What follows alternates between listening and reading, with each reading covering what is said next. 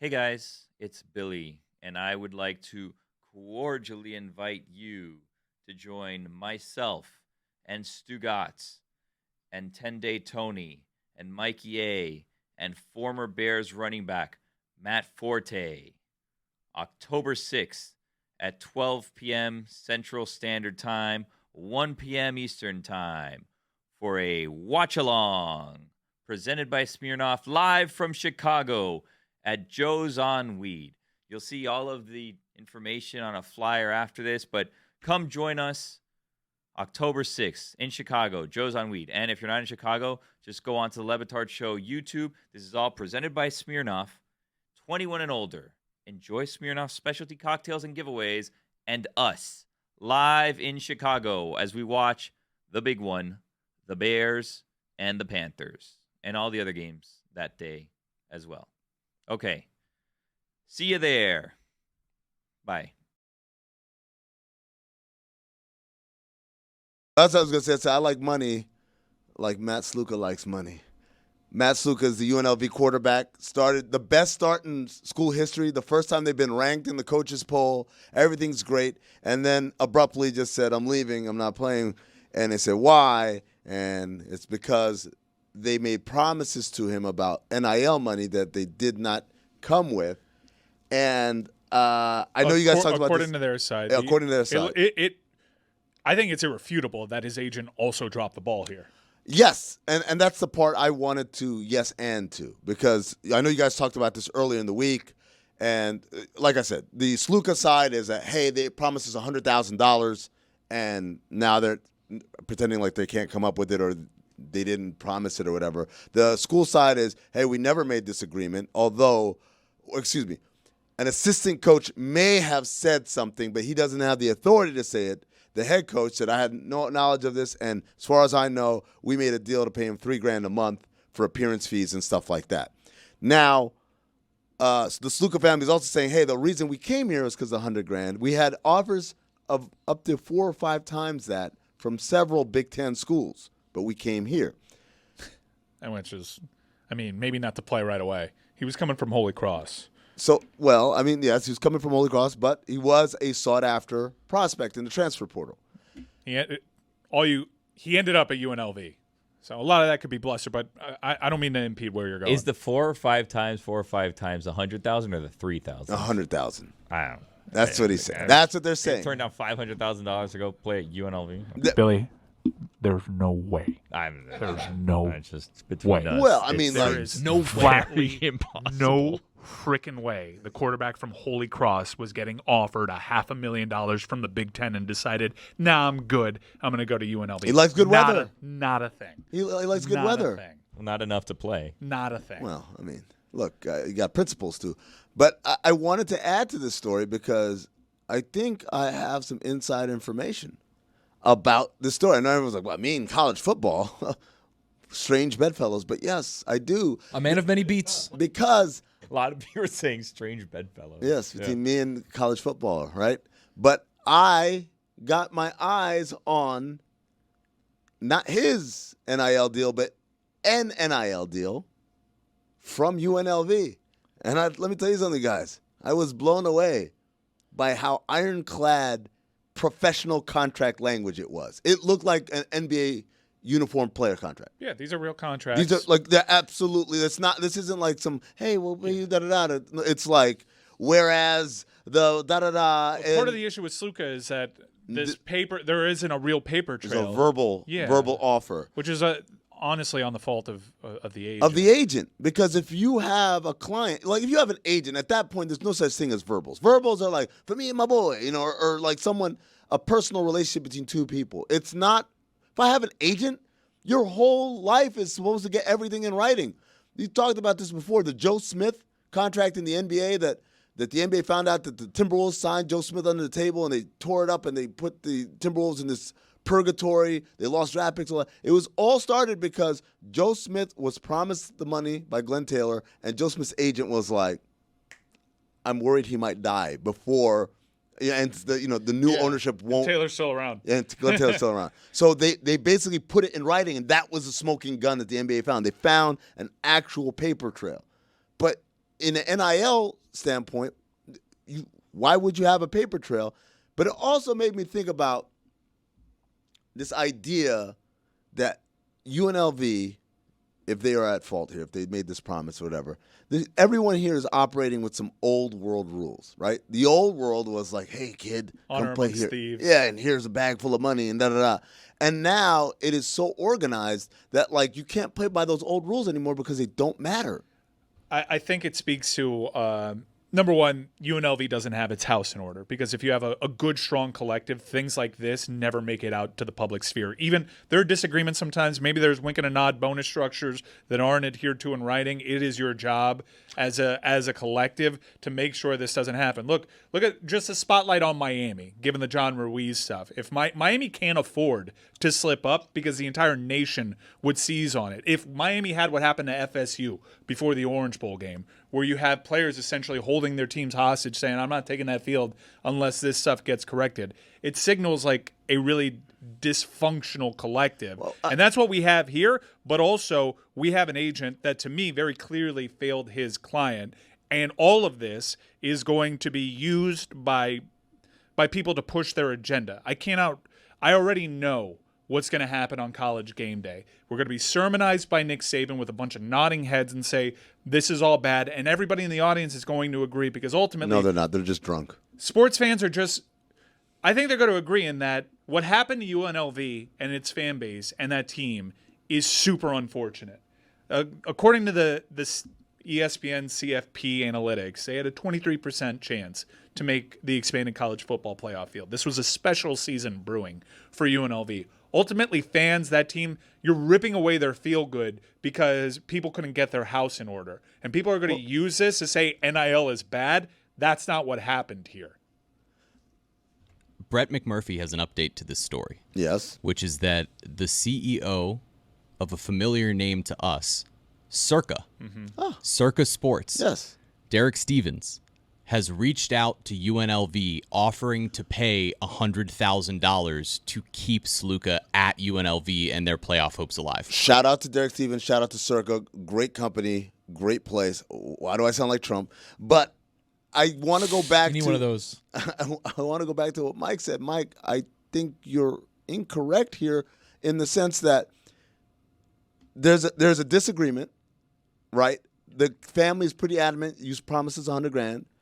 And the school, the head coach says, I didn't promise you that. And moreover, if we were to give you this money now that you're threatening to walk, it now violates pay-for-play rules in the state of Nevada and also NCAA rules. That's not actually real, though. No? No. They're I mean, using. it's pretty pay-for-play. I saw the statement. I saw the statement in UNLV. Nonsense. They can do that. They can absolutely do. They can actually they pull up the money and just pay them? Like it does not hold water. It is a legal move. It is they can do that. They can do that. They can do that. What's happened here? The horse is out of the barn now. I don't think you can bring him back because he just quit on his team. Sure. Like, there's a lot of locker room stuff that you want to use other excuses. Like, well, now if he comes back, people will know that we're paying him. My guy, we're talking about an NIL deal where you were paying him. No, you but can absolutely pay for play. It's not that people know we were paying him. There's a legality, as I understand. What's illegal about it? The collective pays him money to play. That's what was happening before. It's not. It's the fact that everyone's allowed UNLV to have that BS statement out there is insane to me. It's insane to me. Like, they're breaking some NCAA law by paying the kid. We're in this mess because the kid was getting paid. It is asinine. So it makes zero sense. If you are involved in the UM collective, right? But if you were involved in the UNLV collective, and the first whispers of, hey, Sluka's not happy. He says he wants $100,000.